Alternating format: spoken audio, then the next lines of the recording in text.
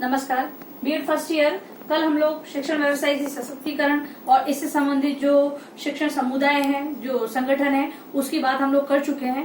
आज हम लोग पढ़ेंगे जो शिक्षण व्यवसाय है उसके अंतर्गत उसकी समृद्धि के लिए विद्यालय और समुदाय की भूमिका, कि भाई विद्यालय और समुदाय ये दोनों जो शिक्षण व्यवसाय है उसको आगे किस प्रकार बढ़ा सकते हैं, उसको मोटिवेट किस प्रकार कर सकते हैं, उसको सशक्त किस प्रकार कर सकते हैं। क्योंकि जो विद्यालय है वहीं पर जाकर उस टीचर को पढ़ाना है। अगर वहां से उसको प्रेरणा नहीं मिलेगी तो वो आगे कोई भी बीएड नहीं करना चाहेगा, कोई भी शिक्षक बनना नहीं चाहेगा। फिर बात आती है समुदाय की, वो समाज का एक अंग है, ठीक है। और अगर समाज उसको मोटिवेट नहीं करेगा, अभिप्रेरित नहीं करेगा, तो कोई भी बंदा आगे जाकर बीएड नहीं करेगा, शिक्षक नहीं बनना चाहेगा। तो शिक्षण व्यवसाय मतलब कि शिक्षण के द्वारा जीविकोपार्जन करना, तो इसको बढ़ाने के लिए हम देखेंगे विद्यालय और समुदाय की भूमिका। तो हम आते हैं पहले विद्यालय पर कि शिक्षण व्यवसाय की समृद्धि में विद्यालय की क्या भूमिका होनी चाहिए।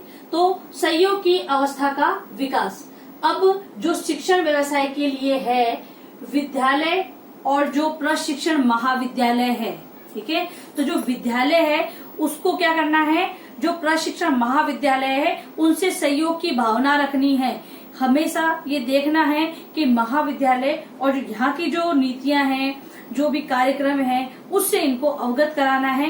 क्योंकि जो विद्यालय वहां पर टीचर ऑलरेडी कार्य कर रहे हैं, प्रधान अध्यापक है वो पहले ही कार्य कर रहा है। तो अगर ये लोग वहां पर जाते हैं या फिर यहाँ की कोई बात होती है तो इनको उनसे सहयोग की भावना बनाए रखना है। तो विद्यालय को क्या करना है, सहयोग की अवस्था का विकास करना है। फिर बात आती है अध्यापक गोष्ठी या परिसर की व्यवस्था।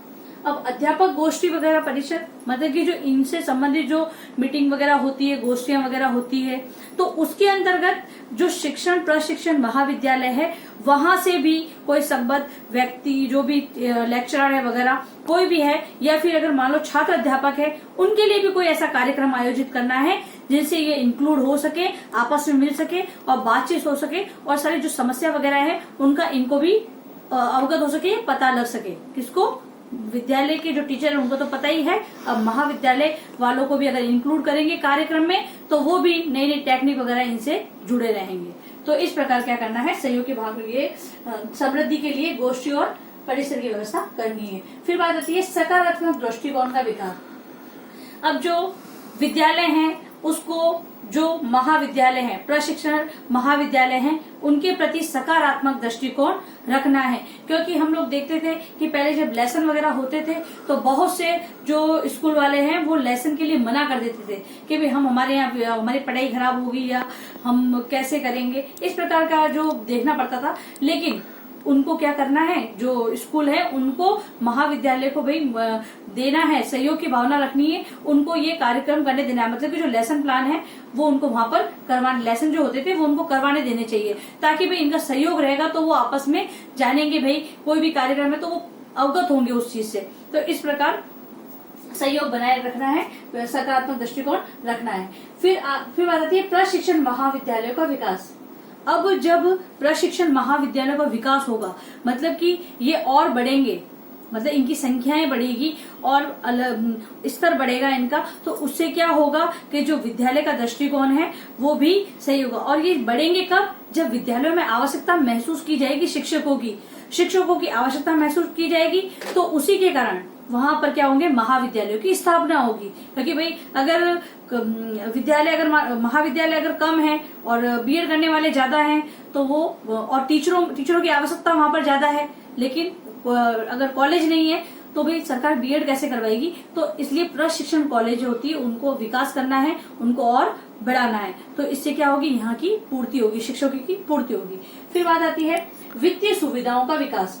अब वित्तीय सुविधाओं का विकास, अब जो विद्यालय हैं वो और ये, अब इनमें अगर जो सरकार है जो प्रशिक्षण कार्यक्रम है उसके लिए अगर वित्तीय की व्यवस्था अच्छी करेगी तो जो प्रशिक्षण कार्यक्रम है वो भी अच्छा चलेगा। क्योंकि अगर सरकार अगर ज्यादा फंड अगर दे तभी जो प्रशिक्षण कार्यक्रम है उसको सुचारू रूप से चलाया जा सकता है। अगर फंड ज्यादा होगा तभी जो महाविद्यालय हैं वो अपने आवश्यक इंस्ट्रूमेंट वगैरह हैं, जो शिक्षण अधिगम सामग्री जो उनको उपलब्ध होनी चाहिए, वो सारी वहां पर व्यवस्था कर सकेंगे। अगर आज हम देखते हैं ऑनलाइन टीचिंग की बात, अगर सरकार अगर इतना फंड देगी, मतलब इतनी व्यवस्था करेगी, तभी यहाँ पर महाविद्यालय में उस फंड का यूज करके यहाँ पे ऑनलाइन वगैरह क्लासेस का मतलब हो सकेगा। तो इस प्रकार वित्तीय व्यवस्था का होना चाहिए। फिर अब बात आती है शिक्षण व्यवसाय की समृद्धि में समुदाय की भूमिका। अब समुदाय से हम समाज की बात लेंगे कि समाज का क्या स्थान होना चाहिए, समाज को इसकी समृद्धि के लिए क्या क्या रोल करना है, कैसी भूमिका निभानी है। तो देखते हैं मानवीय शैक्षिक स्रोतों का सर्वेक्षण। अब मानवीय शैक्षिक स्रोतों का सर्वेक्षण मतलब कि जो मानव निर्मित शिक्षण के स्रोत है उनका क्या करना चाहिए, समय समय पर सर्वेक्षण कार्य होता रहना चाहिए, ताकि सर्वेक्षण से क्या पता चलेगा, सही और गलत का पता चलेगा, और है या नहीं है इस चीज का भी पता चलेगा। कुछ कार्यक्रम जैसे हो रहे हैं या नहीं हो रहे, उस प्रकार उन चीजों का भी पता चलेगा। तो सर्वेक्षण होते रहेंगे तो सही रहेगा। तो इस प्रकार ये जो समुदाय है वो सर्वेक्षण कार्य करके मानवीय स्रोतों को सर्वेक्षण करके भी देख सकता है। फिर बात आती है जागरूकता का विकास। अब सबसे जरूरी बात है समाज का जागरूक होना। अगर समाज जागरूक होगा तभी वो शिक्षण व्यवसाय को आगे बढ़ा सकता है। अगर सबकी सोच यही रहेगी कि भी ये बीएड करके या प्रशिक्षण करके आप क्या करोगे, तो अगर ऐसी भावना रही तो इस कार्यक्रम का कोई औचित्य नहीं रहेगा। तो जागरूकता का विकास होना चाहिए। फिर बात आती है शिक्षक अभिभावक संघ का गठन। अब शिक्षक अभिभावक संघ का गठन होगा तो उससे क्या होगा कि जो शिक्षक है उनको समान अवसर मिलेंगे, पता चलेगा कि भाई हमारी समस्याएं क्या हैं, हम उनके बारे में किस प्रकार बता सकते हैं। तो ये संघ होगा तो वो एक रूपता आएगी इसमें और उसमें, ताकि पता चलेगा जो समस्या आ रही है उसका निराकरण किस प्रकार करना पड़ेगा। क्योंकि समूह में क्या होता है, संघ में क्या होता है, साथ में चर्चा होती है किसी भी चीज पर और फिर औसत लेकर फिर उसको पारित किया जाता है कि भाई ज्यादा लोग हैं उस चीज में तो उस चीज को अप्लाई किया जाता है। तो इस प्रकार हमें करना है। फिर बात आती है कार्य अनुभव संबंधी कार्यक्रम। अब महाविद्यालय हैं उनको क्या करना है कि जो कार्यक्रम आयोजित करने हैं छोटे छोटे, जैसे अब महाविद्यालयों में क्या करना है। अब पहले क्या होता था कि जो छोटी छोटी कक्षाएं होती, मतलब पहले 11-12 की बात करते थे, 11-12 में भी ऐसा होता था कि एनएसएस या एनसीसी कैंप होते थे, उसके अंतर्गत वो लोग है ना प्रौढ़ शिक्षा, मतलब कि जो बूढ़े लोग होते हैं उनको शिक्षा देने के लिए बच्चों को भेजते थे, 11-12 के बच्चों को, ऐसा कोई प्रोजेक्ट चला था। तो उसी प्रकार हम लोग यहाँ भी महाविद्यालय में भी इस प्रकार का कार्यक्रम आयोजित कर सकते हैं कि ये लोग जो समाज से जुड़े व्यक्ति हैं, जो पढ़े लिखे नहीं है, उनको जाकर वो पढ़ा सकते हैं। इस प्रकार के कार्यक्रम का वहाँ आयोजन करवाया जा सकता है, ताकि वो अगर जागरूक होंगे, मतलब कि पढ़ाएंगे, उससे उनसे संपर्क में आएंगे, तो वो इस चीज को समझेंगे कि शिक्षण व्यवसाय आखिर है क्या, ये इसकी जरूरत है या नहीं है, और ये अगर जरूरत है तो ये हमारे लिए कहाँ तक उपयोगी है। अगर कोई चीज हमारे लिए उपयोगी है तो कोई भी इसको नकार नहीं सकता। तो इसकी उपयोगिता हमें पता चलेगी, इस प्रकार वो कर सकते हैं। फिर बात आती है भौतिक स्रोतों का सर्वेक्षण। अब भौतिक संसाधन समझ सकते हैं, बिजली व्यवस्था, पानी व्यवस्था, इस प्रकार का समय समय पर सर्वेक्षण होना चाहिए।